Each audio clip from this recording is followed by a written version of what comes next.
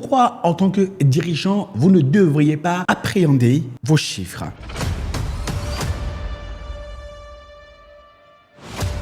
Nous approchons inexorablement de la fin de l'année 2025. Je sais qu'il y a certaines personnes qui ne sont pas encore très sûres, est-ce que oui ou non, ils vont faire les chiffres. Et en la matière, on peut commencer par avoir des appréhensions.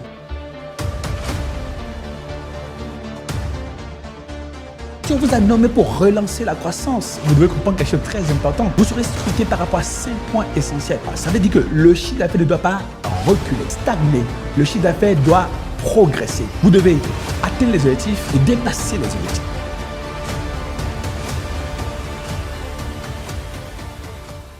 Hey, salut, je suis Herman Katpo et c'est un plaisir pour moi de vous retrouver pour ce nouveau numéro de votre podcast des CEO Challenge Podcast.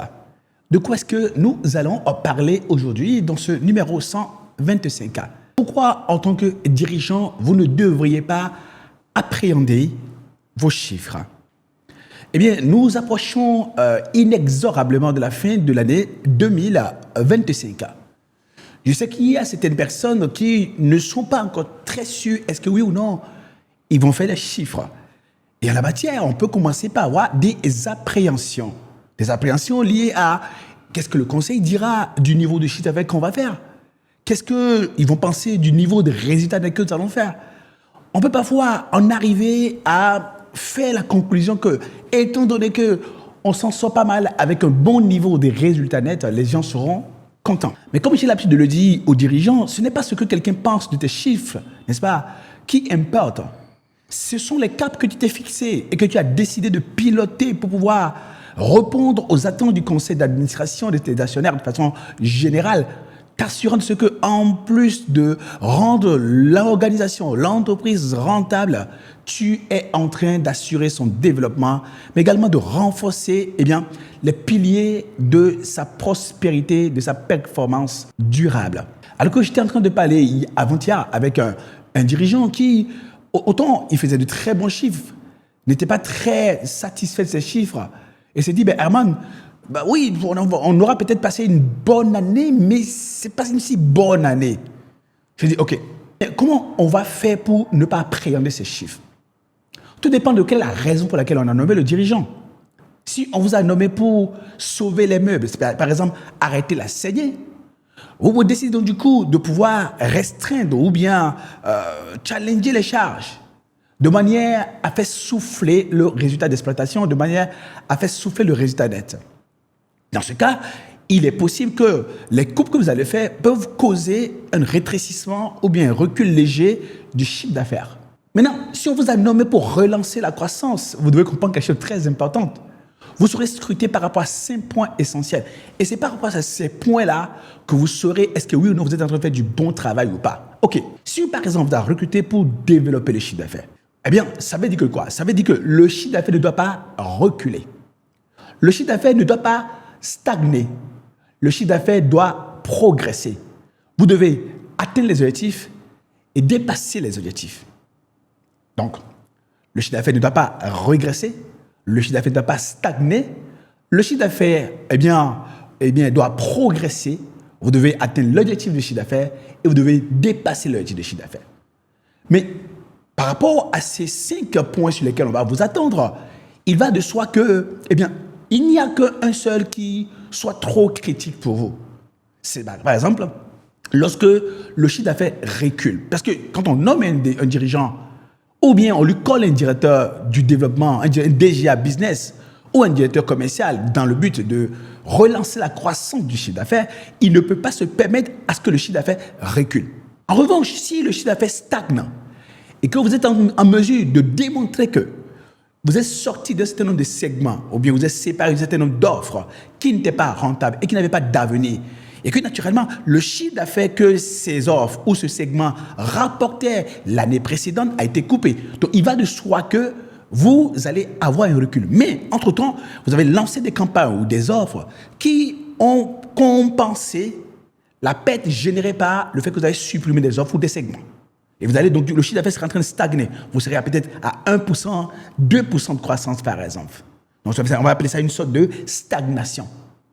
Mais si vous avez la possibilité de dire au conseil, par exemple, eh bien, nous avons stagné, nous sommes à 2% de croissance parce qu'en réalité, on a dû se séparer de tel type de clients qui n'étaient pas rentables ou bien de tel type d'offres ou de produits ou de segments qui n'ont pas d'avenir. C'est ça qui explique le fait qu'on a reculé de 15 points, par exemple. Mais entre-temps, on a lancé des produits qui ont fait générer une croissance supplémentaire de 17 points et c'est pour ça qu'on est à une croissance, donc du coup, en valeur absolue de 2 points. Donc, c'est ça qui explique que le chiffre stagne. Maintenant, si on vous a nommé pour développer le chiffre d'affaires, il va de soi que le chiffre d'affaires ne doit pas reculer et le chiffre d'affaires ne doit pas stagner. Mais si ça stagne, je viens d'expliquer comment est-ce qu'on peut présenter les choses au conseil et avoir de la sérénité. Maintenant, le chiffre d'affaires doit progresser. Ça veut dire tout simplement que si les gens, vous avez laissé celui qui vous précédait ou ceux qui vous précédaient, ont laissé le business à 20 milliards, à 30 milliards, à 10 milliards, à 15 milliards, vous devez au moins avoir 12,5% de croissance. Si ce n'est pas 15% de croissance, on peut dire que le chiffre d'affaires a commencé par progresser de façon substantielle. Attention, ce n'est pas parce que vous faites 12% de croissance ou 15% de croissance que vous allez penser que tiens, c'est top, c'est waouh. Tout dépend de combien un point de croissance rapporte à la rentabilité. Cela dit, vous devez pouvoir être en mesure de démontrer par A plus B que non seulement vous allez pouvoir avoir une croissance solide, donc vous allez continuer à faire les 15% sur la durée, ou faire plus de 15% pour qu'on dise que le chiffre d'affaires progresse. Si vous avez fait 15 milliards l'année dernière, ou bien vous avez fait 50 milliards l'année dernière, et on attend de vous que vous puissiez atteindre des objectifs nouveaux à respectivement 20 milliards et 58 milliards, par exemple, il va de soi qu'on dira que vous avez atteint les objectifs lorsque vous franchissez ces différents caps-là.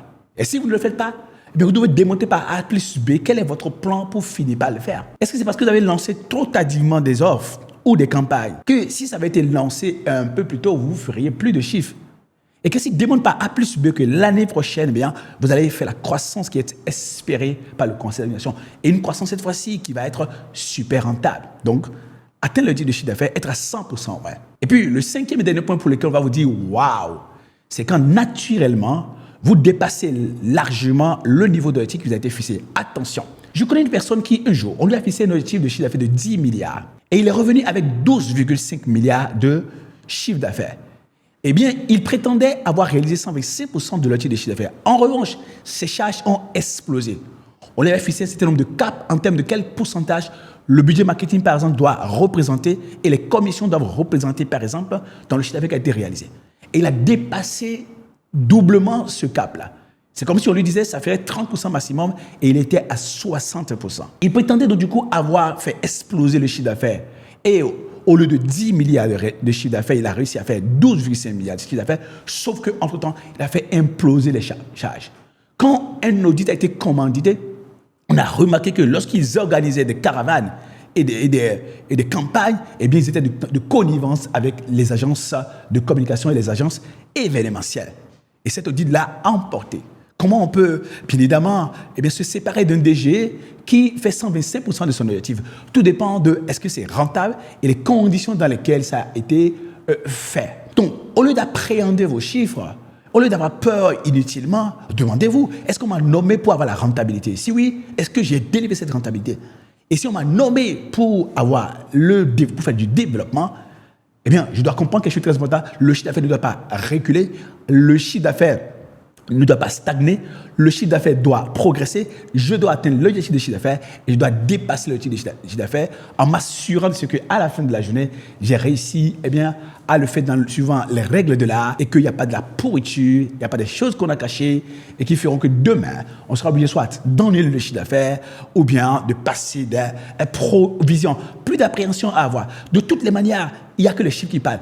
Un DG, un dirigeant qui est capable de structurer ces chiffres, de proposer à son conseil d'administration, à son groupe, un plan pour atteindre progressivement les objectifs, en sachant à chaque période qu'est-ce qu'il fait pour y arriver, sera le meilleur qu'on puisse choisir. Nous sommes dans le T4.